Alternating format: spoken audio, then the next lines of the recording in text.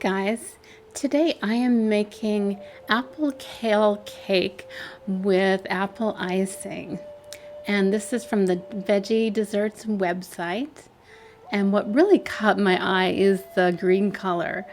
There is no food dye. This is just the natural color of kale, which is kind of amazing. So this calls for some kale. You can use fresh, but I actually used a cup of frozen eggs, oil, vanilla extract, applesauce. And if you don't have any applesauce, you can easily make your own, and I'm gonna tell you how to do that. Sugar, 2 apples peeled and grated, flour, baking powder, salt, icing sugar. I didn't have any icing sugar, or confectioner's sugar as we call it in the United States. So I just used regular sugar, and you'll see the difference. So here we go. We've got the grated apples. This is flour and sugar. More sugar. I separated this out for the icing. We've got some baking powder and salt, oil, eggs, vanilla extract, butter, and this is the frozen kale, and homemade applesauce. What you do is you just boil a whole apple in some water to soften it up, and you can mash it up, but the blender's gonna do most of the mashing for you. So this is the kale and the applesauce, the oil, vanilla, sugar, and you're just gonna blend until it looks combined, or at least combined enough for your taste. With my blender, I couldn't get all of the green bits to be completely gone, but that's okay. So it just depends on what kind of blender you have. And this is a very cheap blender, but it works for most things. And now we've got the flour and the sugar. Just give them a good mix until they're combined. And then you're gonna pour in your baking powder and salt.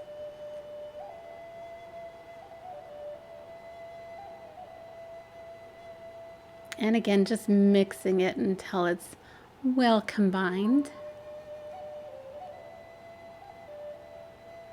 And then I always make a well whenever I'm working with some dry ingredients and I'm going to put in some wet ingredients.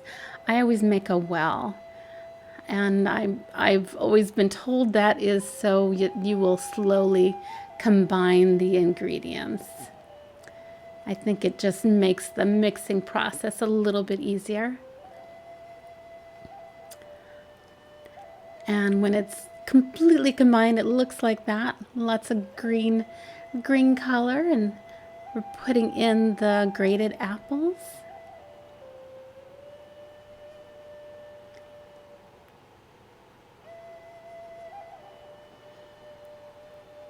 And again, you're just gonna mix it up until it's well combined.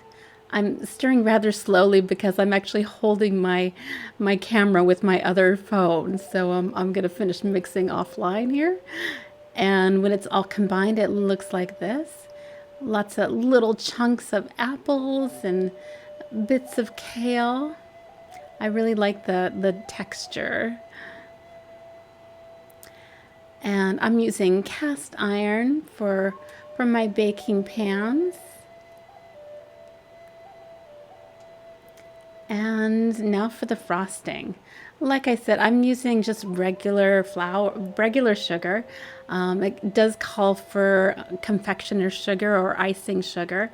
And it will turn out a lot better if you actually have the proper sugar. But I thought just go ahead and give it a try and see how it goes. So the consistency is a little more granulated and chunky. So if you're looking for a smoother icing, you definitely want to buy the regular. And while everything is baking, go ahead and snack on your peeled apples.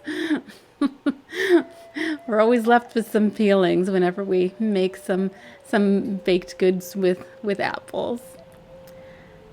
And I ended up baking these for 40 minutes. The instructions say 20 to 25, but it's going to depend on what you're baking it with and your oven. So as soon as that toothpick comes out clean, that's when you know you've baked it well enough. And they just come out so easy and lovely. And I just love all those little bits of apples in it. Kind of confetti with some kale. And this is the frosting. It's kind of clumpy, not easy to work with. So the flavor's good, but the consistency, I don't think I will use regular sugar again for frosting.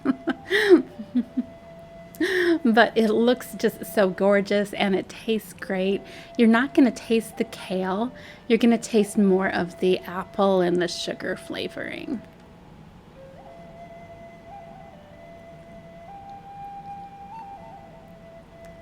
And I think the amount of frosting I used was just amount. I think frosting on the top would have been too much and too sugary for my taste. So just a layer of frosting in the middle was just right for me. And thank you guys for watching. Please like and subscribe, and I hope you have a great day.